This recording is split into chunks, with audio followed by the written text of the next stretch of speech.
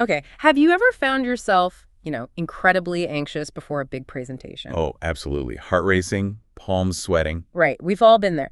But here's the thing.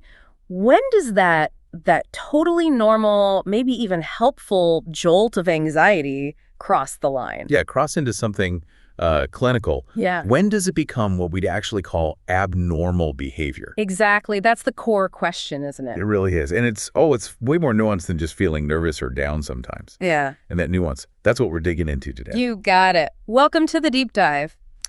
Today, our mission is to journey into this really complex world of abnormal psychology. We're going to unpack what abnormal behavior truly means, clinically speaking. We'll trace how we've understood it through history. Look at how surprisingly common it is. And crucially, understand the solid scientific methods used to actually study it. And our insights for this deep dive, they're drawn straight from a really in-depth chapter on abnormal psych and research methods from a top textbook. So think of this as your shortcut, to getting really well informed. We've got some surprising facts, practical insights. It'll genuinely make you see human behavior a bit differently. Okay, let's jump right into part one. What exactly is abnormal behavior? And here's a little something for you right away. Is unusual behavior always abnormal? What do you think? Truth or fiction? Unusual equals abnormal. That feels like a trap. It kind of is. It's fiction. Being unusual, statistically rare, doesn't automatically mean abnormal. Okay, give me an example. Think about, say, an Olympic swimmer. Fastest in the world. Incredibly unusual, right? Most definitely. But we wouldn't call that abnormal in a clinical sense, would we? So just being rare isn't enough. Okay, that makes total sense. So if unusual isn't the whole picture, what is? What are the actual criteria professionals use to draw that line? Right, this is where the nuance comes in. First, unusualness still plays a role. Being a top athlete isn't abnormal, but... But what about, seeing things that aren't there? Exactly. Hallucinations or hearing voices. In our culture, that's generally seen as abnormal. Generally. Well, yeah, because you have to consider cultural context. In some pre-literate societies, for instance, certain spiritual experiences involving voices might be considered perfectly normal. Gotcha. So context is huge. What's next? Second criterion, social deviance. This is behavior that goes against what society considers normal, its norms. Well, Margaret Mead studied the Mundugamore tribe. For them, distrusting male strangers was normal because, frankly, strangers often were dangerous. That's pretty different from Western norms, right? Absolutely. And what's really key here is that these norms, they change. They're relative. Think about it. Until 1973, homosexuality was actually listed as a mental disorder by the American Psychiatric Association. Wow. That really shows how definitions can shift over time. No. Okay, what's the third criterion? Faulty perceptions or interpretations of reality. This one seems maybe a bit clear. It often is. Hallucinations, like we mentioned, seeing or hearing things that aren't there. Or delusions holding really strong unfounded beliefs, like thinking the CIA is after you when there's zero evidence. Okay. Those are generally strong indicators of a mental disorder in Western culture. Unless, and this is important, the threats are actually real. Right, of course. And we distinguish between, say, talking to God through prayer, a normal spiritual practice for many. Versus literally seeing or hearing God speak to you directly. Exactly. That latter experience could signal a break with reality, depending on the context. Okay, so we have unusualness, social deviance, faulty perceptions. What about just feeling really bad? That takes us to significant personal distress. Look, we all feel anxious. We all feel sad sometimes. It's normal to be down after failing a test, right? Yeah. But when that distress is way out of proportion to the situation, or just drags on, or it's so intense that it stops you from functioning, like you're so panicked you absolutely cannot get in an elevator. Then it crosses the line. That's when it becomes clinically significant, yeah. Which seems linked to the next one, behavior that actually hurts you or holds you back. Precisely. That's maladaptive or self-defeating behavior. Behavior that leads to unhappiness or messes with your ability to function in your daily roles. Like maybe drinking so much it affects your job or health. Exactly. Or having agoraphobia so severe you can't leave home to work or see family. And finally, there's dangerousness. Behavior that's risky. To yourself or others. And again, context is everything. Sacrificing your life in combat is seen as heroic. But threatening suicide because life feels overwhelming is seen as abnormal. Right. Or think about a football player getting into an occasional fight on the field, sort of expected in that context. Versus someone who's constantly aggressive and picking fights in everyday life. Totally different. One's maybe part of the game, the other is likely maladaptive. Okay, let's make this really concrete. Our source talks about Phil, a police photographer with claustrophobia, that intense fear of enclosed spaces. How did his situation fit these criteria? Well, Phil's case hit a few marks. First, unusualness. Most people don't have a fear of confined spaces so bad they avoid flying or elevators. Right. Second, significant personal distress. He described his heart racing, real physical symptoms of fear. And it affected his life. Definitely. It impaired his functioning. It messed with his job as a photographer and his family life because he avoided situations that triggered the fear. But he knew it wasn't logical. That's the interesting part. He met those criteria, but not faulty perceptions of reality. He totally recognized his fear was excessive, way beyond any real danger. And often, people don't just have one issue, right? There's something called comorbidity. Exactly. It's actually pretty common for someone to have more than one disorder at the same time. Which must make treatment trickier. Oh, absolutely. Yeah. You're dealing with multiple interacting problems, and this loops us right back to that crucial point. Cultural context is key. Because what's normal in one place might be totally abnormal somewhere else. You got it. Think about certain Australian Aboriginal cultures, where communicating with ancestor spirits or having intense fears about sorcery is, well, normal within that worldview. Or among some American Indian groups, hearing the voice of a deceased loved one during grieving isn't seen as a hallucination, but as a normal part of mourning. Right, and some traditional American Indian cultures even differentiate between white man sicknesses, like alcoholism, and Indian sicknesses, thought to stem from disharmony within the tribe or nature. It's not just behaviors either, is it? Even how emotions are felt or expressed can vary. Totally. Westerners might worry about finances or jobs. In some African cultures, anxiety might be expressed as fear about not having children or fear of witchcraft. And depression. I read it might show up more as physical symptoms in places like China or the Far East. That's often reported, yes. Right. Compared to maybe more guilt or sadness emphasized in the West. It just hammers home that you have to understand someone's distress within their cultural background. Which brings us back to that really interesting historical point about homosexuality. You mentioned it was classified as a disorder until 1973. Yeah, by the American Psychiatric Association. Yeah. And its removal sparked a huge debate.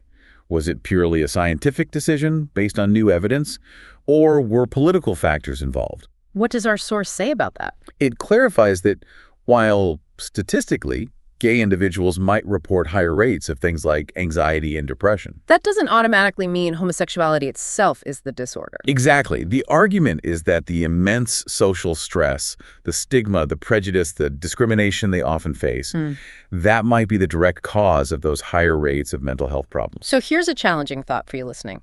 Imagine if heterosexuality was the orientation that was shunned, ridiculed, discriminated against. And if, as a result, heterosexual people experience more psychological distress because of that constant societal pressure. Would that then make heterosexuality a mental disorder? It's a powerful question, isn't it? Really makes you grapple with the incredible influence of social context on how we define and experience distress. Wow. Okay, so we've just started scratching the surface of what abnormal means now. But to really get it, we need to look back. Oh, yeah. The history of how we've understood and sometimes tragically misunderstood mental distress is, well, it's both fascinating and pretty sobering. Let's dive into part 2, a look through time, historical, and current perspectives. And when we look at the numbers today, they're actually kind of startling. They really are eye-opening. Get this. According to the latest big national survey, nearly 1 in 2 adults in the U.S., that's 46%, will deal with a diagnosable mental disorder at some point in their lives. Staff. That's huge. It is. And right now, nearly 1 in 5 U.S. adults, about 18.9%, are currently affected. So that old idea you sometimes hear, maybe like 1 in 100 adults has a serious mental disorder. Yeah. That's fiction. It's much, much more common, closer to 1 in 5 right now. 1 in 2 over a lifetime. That's just staggering. It means if you're listening, it's almost certain someone close to you, a friend, family member, maybe even you, has been or will be affected. It really puts the whole conversation in a different light, doesn't it? It does. And the numbers keep surprising. American women seem more likely than men to suffer, particularly from mood disorders. And young adults, the 18 to 25 group, they're actually twice as likely to be affected compared to folks over 50. The ripple effects through society must be massive. Oh, totally. It impacts families, friendships, workplaces. And there's a real financial cost, too. Think taxes, health insurance, lost productivity when people can't work or aren't functioning at their best. The U.S. Surgeon General put out a major report on mental health, didn't they? What were the key takeaways? Several big ones. First, mental health isn't just one thing. It's this complex mix of brain function and environmental influences. Okay. Second, good news. Effective treatments do exist, often combining psychotherapy, talk therapy with medication, gives the best results. That's encouraging. But third, progress in prevention has been kind of slow, partly because the exact causes are often still unknown, or there are genetic predispositions we can't easily change. And are people getting the help they need? That's the fourth point, and it's a tough one. Many who need help just don't get it. And fifth, services really need to be culturally sensitive, designed to respect people's diverse backgrounds and contexts. Connecting this back, it really highlights that you need this broad view, right? Social, cultural factors alongside the biological stuff. Exactly. It's a multifaceted puzzle. Okay, let's rewind way back to the earliest ideas about abnormal behavior, starting with the demonological model. Right. This goes way back, ancient times, up until maybe the Enlightenment. The core belief was that abnormal behavior wasn't an illness, it was possession. Evil spirits, supernatural forces taking over. And they actually tried to let the spirits out. Sometimes, literally. We have skeletal evidence from the Stone Age showing trepanation basically drilling holes into people's skulls. One theory is, it was to release the demons. Though maybe it was also for, treating head injuries. We don't know for sure. What about later, like ancient Greece? People with issues might be sent to temples of Aesculapius, the god of healing, hoping for a cure through, therapeutic sleep. But then in medieval times, the whole possession idea came back strong with the church. Very strong. The Roman Catholic Church really emphasized the doctrine of possession and the treatment. Exorcism. Which wasn't just prayers, right? Oh, no. It could involve prayers, incantations, waving a cross, but also pretty horrific stuff. Beatings, starvation, even torture devices trying to force the evil spirits out. That sounds terrifying. And it got even worse during the witchcraft era, roughly the 15th to 17th centuries. Pope Innocent VIII actually issued a decree calling for witches to be executed. And that led to that infamous book, the Malleus Maleficarum. The Witch's Hammer, yeah. Basically a handbook for hunting witches. And they had these awful tests, like the water flow test. How did that work? They dunk the accused person in water. If you sank and drowned, well, you were considered pure. And if you floated? You were clearly in league with the devil, using magic to survive. You were doomed either way. Pretty much. The ultimate damned if you do, damned if you don't. And remember, confessions were often gotten through torture. Many accused spirits probably weren't mentally ill, as we'd think of it today. They might have just been social outcasts or enemies of someone powerful. It's hard to imagine, but even back in ancient Greece, not everyone bought into the demon idea, right? No, thankfully. You had pioneers like Hippocrates around 460 BCE. He was really radical for his time. How so? He flat out challenged the supernatural explanations. He proposed that health, both physical and mental, depended on the balance of 4 bodily fluids, or humors. Phlegm, black bile, blood, and yellow bile. The humors. I've heard of that. Yeah. He thought an imbalance caused problems. Like too much black bile led to melancholia, what we now call depression. That sounds surprisingly modern in a way, like the first step towards a medical model. It really was. He was basically saying these are natural phenomena, not supernatural ones. He even started classifying abnormal behaviors, melancholia, mania, phrenitis. His influence is huge. I think the Hippocratic Oath doctors still take. And someone named Galen built on his ideas later. Yep. Galen expanded on Hippocrates' work a few centuries later. But then, despite those early medical ideas, things seemed to get worse again in the medieval period with asylums. Yeah, unfortunately. Around the late 15th, early 16th centuries, these places called asylums or madhouses started popping up across Europe. Often they were former leper colonies, just repurposed. And conditions were bad. Appalling, by all accounts. People were often chained up, left in filth, totally neglected, just warehousing them, really. And wasn't there one in London that became notorious, St. Mary's of Bethlehem? That's the one. Its name got corrupted into Bedlam, a word we still use for chaos and uproar. And here's a really disturbing fact. People could actually buy tickets, like for entertainment, to go and stare at the inmates, truth or fiction. Horrifyingly, that is true. It was considered a public spectacle. God, that just It really makes you stop and think about how far we've hopefully come in how we view mental illness. Hopefully. It's a stark reminder of past attitudes. But thankfully, things started to change again. The reform movement. Yes, a turning point came in the late 18th and early 19th centuries. You had figures like Jean-Baptiste Poussin and Philippe Pinel in France. What did they do? Poussin was actually the first, working at the La Bicêtre Hospital. He took the incredibly brave step of unchaining patients who were considered incurably insane. And what happened? He showed that treating them with kindness and decency actually made them calmer, more manageable. Pinel continued this work, arguing passionately for humane treatment. He moved patients into better rooms, talked with them, treated them like human beings. And this became known as moral therapy. Exactly. The core idea was revolutionary for the time, that a humane, relaxed, decent environment could actually help people recover their functioning. Were there others involved in this movement? Oh, yes. William Tuke was doing similar work in England. In the U.S., you had Benjamin Rush, often called the father of American psychiatry. He advocated for kindness, occupational therapy, though he still used some older methods like bloodletting. And Dorothea Dix. A hugely important figure. She was a Boston schoolteacher who went on this massive crusade across the country, exposing the horrific conditions in jails and almshouses where many mentally ill people were kept. Her advocacy directly led to the creation of 32 dedicated mental hospitals in the U.S. It sounds like real progress, but then did it stick? Sadly, no, not entirely. The second half of the 19th century saw a decline in moral therapy. A belief took hold that maybe abnormal behavior was incurable after all. But the hospitals got bad again. They really deteriorated. They became overcrowded, understaffed, essentially custodial warehouses again. Conditions were awful, poor sanitation, abuse, restraints were common. People called them snake pits.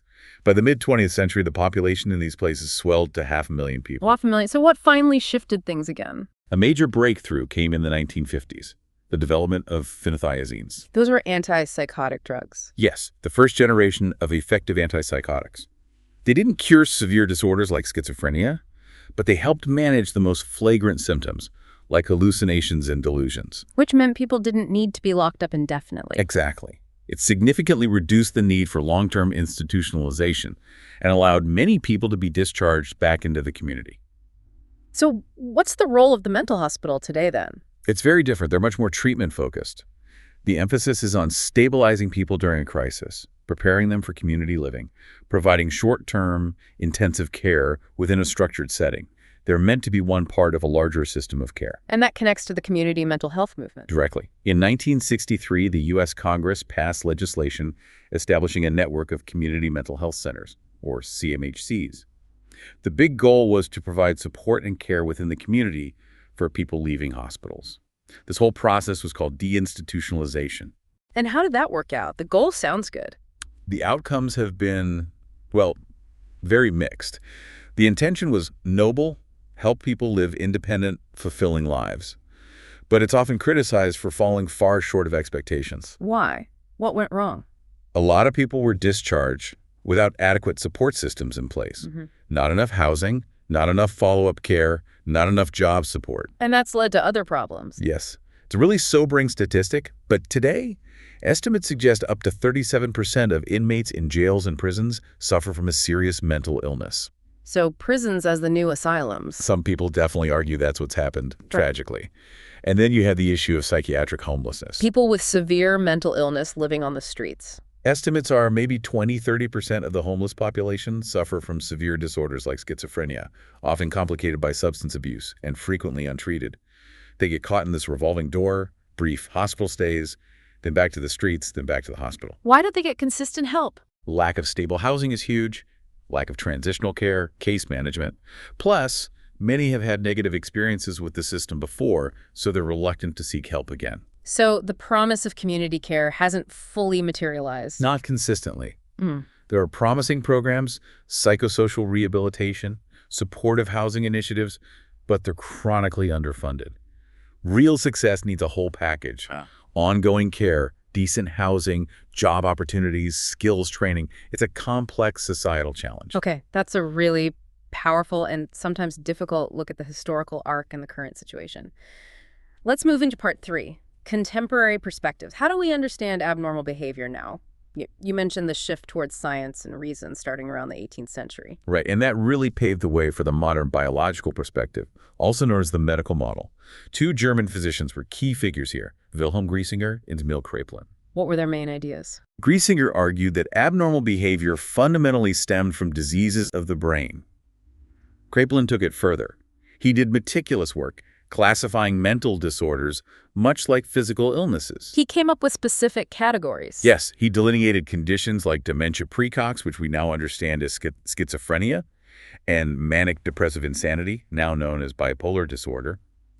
He strongly believed these had biological causes, maybe biochemical or metabolic issues. His classification system became a cornerstone for modern diagnosis. And was there a specific discovery that really boosted this biological view? A huge one was figuring out the cause of general paresis. This was a condition involving severe cognitive decline and disturbed behavior. And they found out what caused it. Yes, advanced syphilis. The bacterium literally invaded the brain. Discovering this direct biological cause for a major mental disorder really strengthened the medical model's credibility. And so much of the language we use today comes from this model, doesn't it? Absolutely. Think about it. Mentally ill, symptoms, syndromes, which are clusters of symptoms, mental health, diagnosis, patient, prognosis, treatment, cure, relapse, remission, all that terminology originates from the medical perspective. What was the big benefit of this shift? A major positive was that it fostered compassion. It shifted the view from seeing people as morally corrupt or possessed to seeing them as sick and needing help. That was huge. Any downsides? Well, the main controversy or criticism is whether it sometimes leads to over-medicalizing behavior. Seeing everything through a purely biological lens might miss other important factors. Which leads naturally to the other perspectives. Not everyone thought biology was the whole story. Exactly. The psychological perspective gained traction too.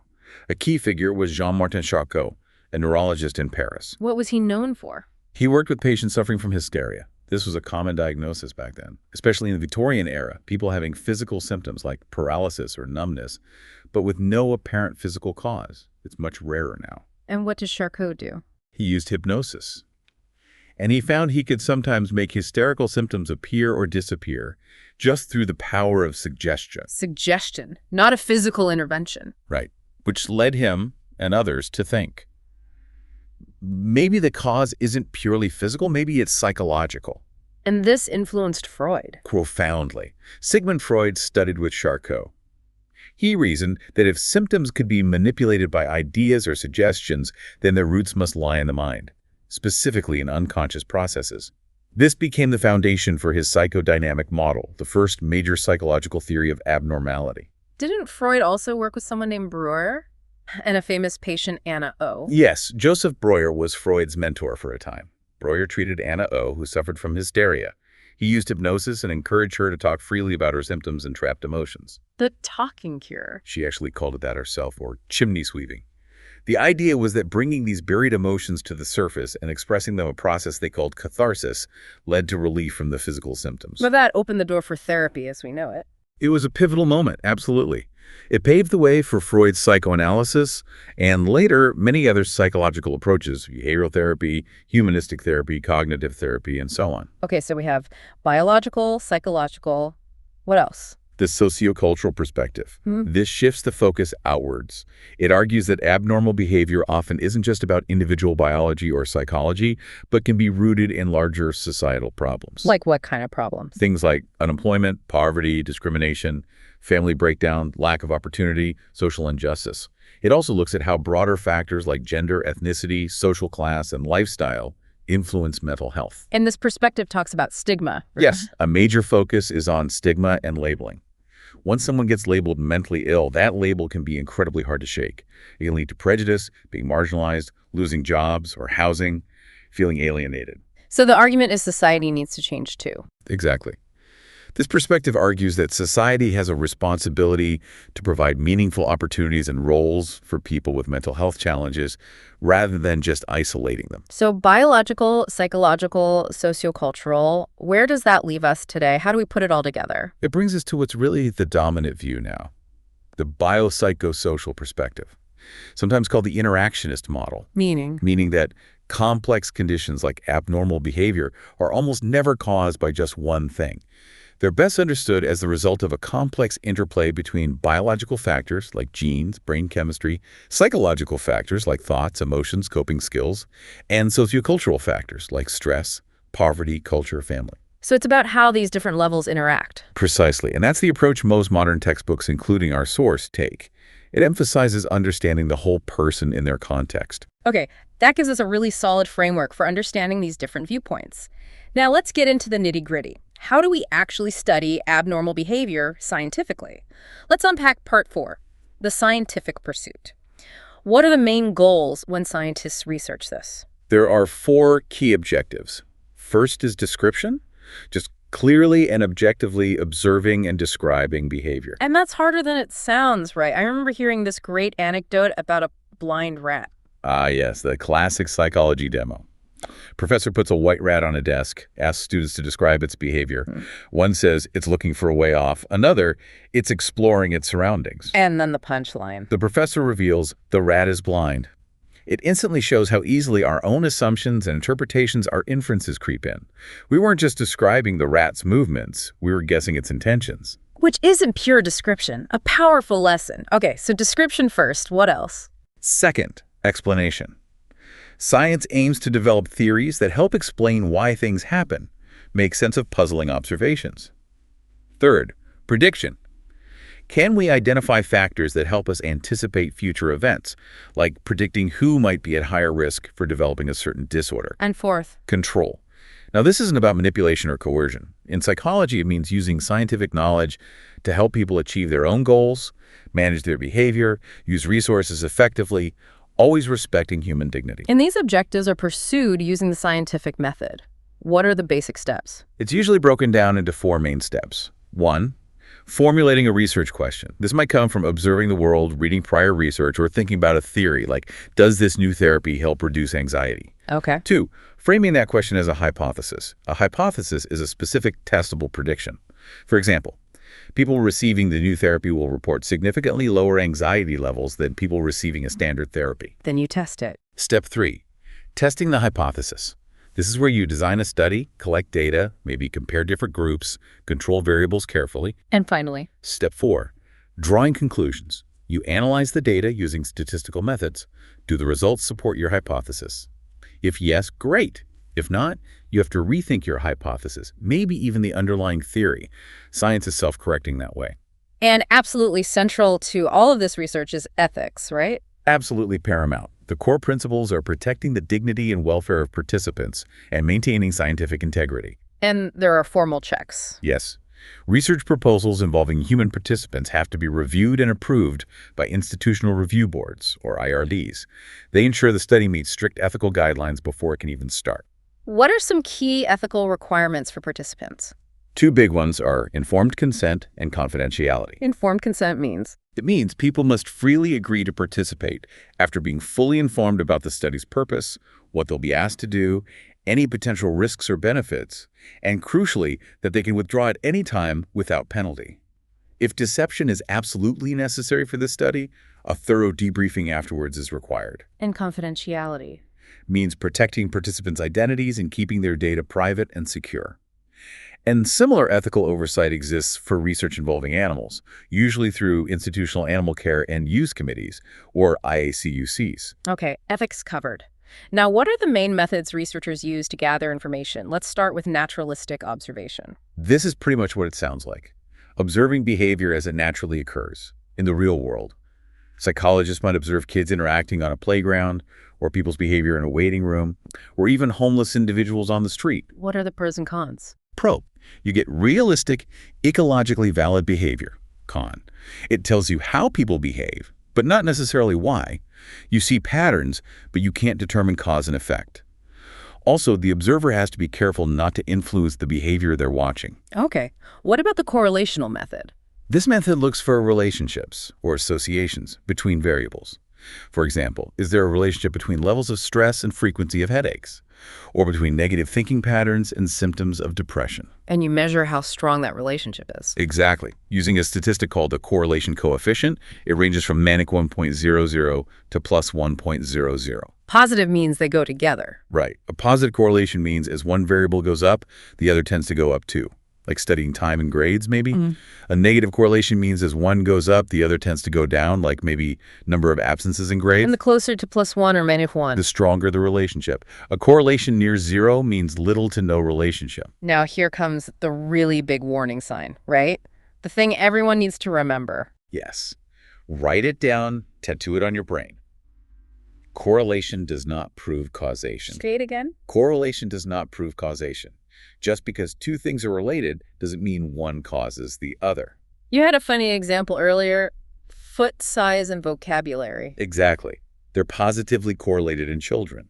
As kids get older, their feet get bigger and their vocabularies get bigger. But bigger feet don't cause bigger vocabularies, right? There's a third factor, age or development. So with depression and negative thinking, finding a correlation doesn't tell you if the thinking causes the depression or the depression causes the thinking. Or if maybe some third factor, like chronic stress, is causing both. So correlational studies are great for identifying relationships and making predictions. Like identifying kids at risk for something based on certain factors? Right, but they can't definitively tell you about cause and effect. There's also a type called a longitudinal study. Yeah, that's a specific type of correlational study where researchers followed the same group of people over a long period of time, sometimes years or even decades. Why do that? To see how things change over time and to identify factors early in life that might predict outcomes later on, like developing certain mental health problems. The famous Danish high-risk study for schizophrenia is an example.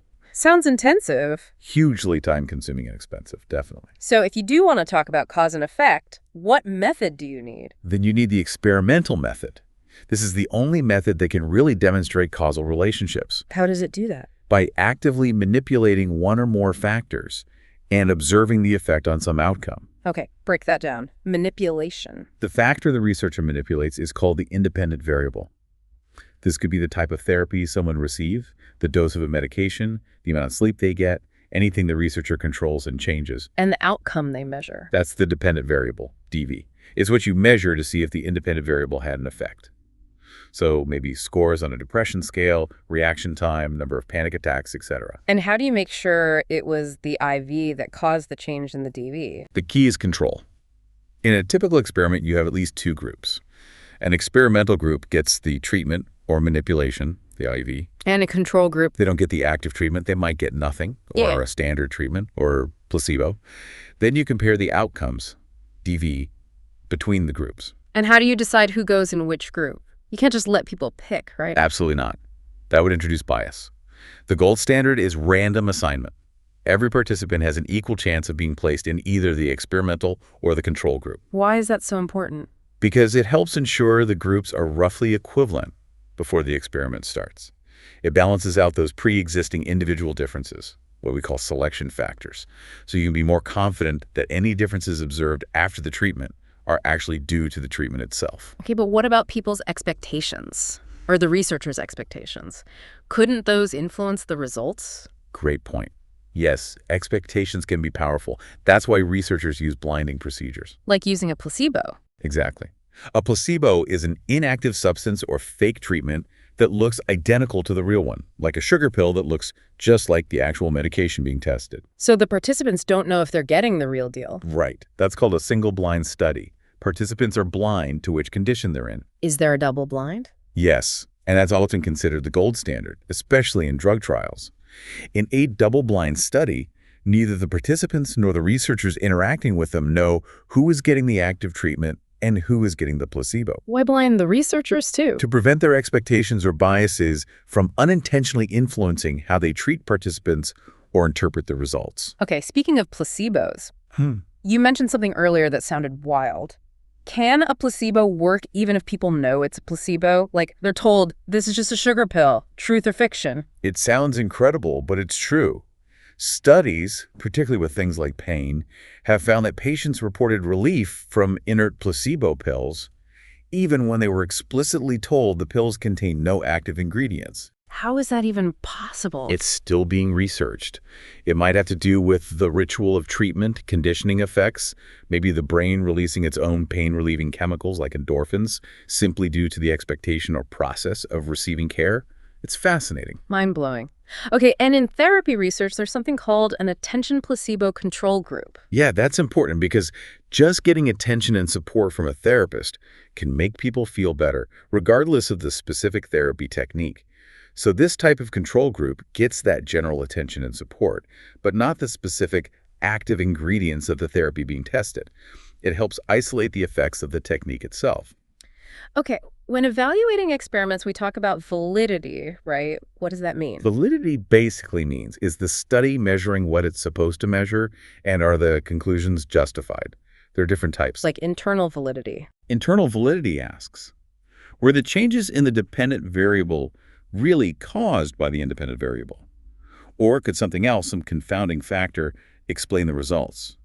Random assignment really helps strengthen internal validity. And external validity. That's about generalizability. Can we generalize the findings from this specific study sample to a larger population or different settings? How do you increase external validity? One way is through random sampling when selecting participants initially. This means everyone in the target population has an equal chance of being chosen for the study, making the sample more representative. Note, random sampling, picking people for the study, is different from random assignment, putting participants into groups. Got it. Any other kinds of validity? Construct validity is another one. This asks, are we truly measuring the theoretical concept we intend to measure? And are the effects we see really due to the theoretical mechanisms we think are at play? A drug might work, for example, but maybe not for the reasons the theory originally proposed. And doing the study again helps. Yes, replication is crucial. Repeating experiments to different labs with different samples strengthens confidence in the findings and boosts external validity. Okay, switching gears slightly. What's the epidemiological method? This method focuses on the distribution and rates of diseases or disorders within populations. How common is a disorder? Who gets it? Where? When? How do they find that out? Often through the survey method using large-scale interviews or questionnaires with representative samples of the population. This helps determine incidence, the rate of new cases arising during a specific period, And prevalence. which is the overall number or proportion of cases, both new and existing, present in the population at a given time. Can epidemiology show causes? It can point towards potential risk factors by showing how disorders clustered in certain groups or correlate with certain exposures. But like other correlational methods, it can't definitively prove causation because researchers don't manipulate variables or control selection factors. Makes sense. Now what about kinship studies? These sound like they look at families. Exactly. They're designed to help untangle the relative contributions of heredity, nature, and environment, nurture, to behavior and disorders. And this involves looking at genes? Yes. Genes are the basic units of heredity located on our chromosomes, which are made of DNA. You inherit them from your parents. Quick fact check. How many genes do humans have? Millions. I feel like that's fiction. It's a lot, but not millions. Maybe tens of thousands. You got it. Estimates are around 20,000 to 25,000 genes, not millions. Okay.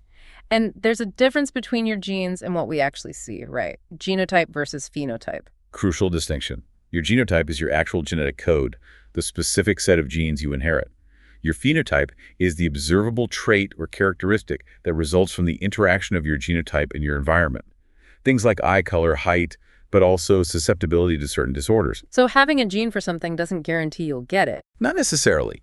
You might have a genetic predisposition, meaning an increased likelihood, but environmental factors often need to interact with that predisposition for the disorder to actually develop. How do kinship studies work? Often they start with an index case or proband someone identified as having the disorder. Then researchers look at the rates of the disorder among their relatives. And twin studies are a big part of this. Hugely important. They compare rates of disorders in identical monozygotic or MZ twins versus fraternal dizygotic or DZ twins. Identical twins share 100% of their genes. They develop from the same fertilized egg. So any differences between them are theoretically due to environmental factors. and fraternal twins. They share about 50% of their genes, just like regular siblings.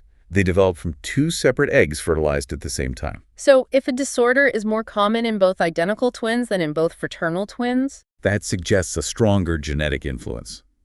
We measure this using the concordance rate, the percentage of twin pairs, where both twins have the disorder. Higher concordance in MZ than DZ twins points towards heredity playing a role like we see in schizophrenia and major depression. But environment always matters too, even for identical twins. What about adoptee studies? Another powerful design. These studies look at children who were adopted away at a young age. They compare the adopted child's traits or disorders to both their biological parents, who provided the genes, and their adoptive parents, who provided the rearing environment. So if the adoptee is more similar to their biological parents for a trait? It suggests a stronger genetic influence. If they're more similar to their adoptive parents, it suggests a stronger environmental influence. And identical twins raised apart. Those are incredibly informative cases, though very rare. They provide perhaps the strongest evidence for genetic effects, as they share genes but grew up in different environments. But we always have to be cautious. Adoptees and twins might not be perfectly representative of the general population. Okay, one last method. Case studies. This involves an intensive investigation of a single individual, or sometimes a small group. Historically, case studies were super important. Think Freud's detailed analyses of his patients like Anna O. They can provide really rich, in-depth information and generate hypotheses. You mentioned earlier they can even be done on people who aren't alive, like historical figures. That's true. By analyzing letters, diaries, historical records, researchers have conducted case studies trying to understand figures like Leonardo da Vinci, for example. What are the downsides of case studies? Several limitations. Memories can be distorted. People might intentionally or unintentionally slant their stories, and the interviewer's own biases can creep in. Most importantly, you lack the control groups of an experiment, so you can't determine causality or easily generalize findings to others. But there's a way to make them more experimental. Yes, using single-case experimental designs. A common one is the AB-AB reversal design. Here, the individual serves as their own control. How does that work? You measure a baseline behavior, A, then introduce an intervention, B, and measure again. Then you withdraw the intervention, return to A, and see if the behavior reverts. Then reintroduce the intervention, B again. Like that study you mentioned with the girl who had an eye tick. Exactly. Asrin and Peterson's study, baseline cycle tick rate A, introduced soft blinking technique, B, soft blink tick reduced. Withdrew the technique, A, saw the tick returned. Reintroduced soft blinking, B, cyclic reduced again. That AB-AB pattern strongly suggests the intervention caused the change for that individual. But still limited generalizability. Right. Weak external validity. You'd need replication with others to build confidence. Overall, controlled group experiments are usually more convincing for drawing broad conclusions. But all these methods together, when used appropriately, help us build knowledge. And it all comes back to that need for critical thinking. Remind us of those key points. Maintain a healthy skepticism. Define terms clearly. Question assumptions. Critically evaluate evidence. Don't just rely on anecdotes. Remember, correlation isn't causation. Avoid oversimplifying complex issues, like saying alcoholism is just inherited. And don't overgeneralize findings from small or unrepresentative samples. Wow. Okay, this deep dive has really shown just how incredibly complex abnormal behavior is, hasn't it? Absolutely. How we define it, how we've understood it through history, how common it is, how we study it. It's all shaped by this constant interplay of culture, biology, psychology, society. It's a field that's always changing, always learning more through these careful, rigorous scientific methods we've talked about. And ultimately, understanding abnormal behavior isn't just an academic exercise, is it? It's about fostering compassion, finding treatments that really work, and tackling those bigger societal factors that contribute to distress. Yeah, it's about helping people. Which leads to a final thought. If our ideas about what's normal and abnormal have changed so much over time and still vary so much from culture to culture, what's the common thread? What connects all of us in our shared human experiences of distress, regardless of the label? And maybe more importantly, how could really acknowledging that shared experience, that common humanity, shape how we support mental health for everyone in the future? Something to really think about.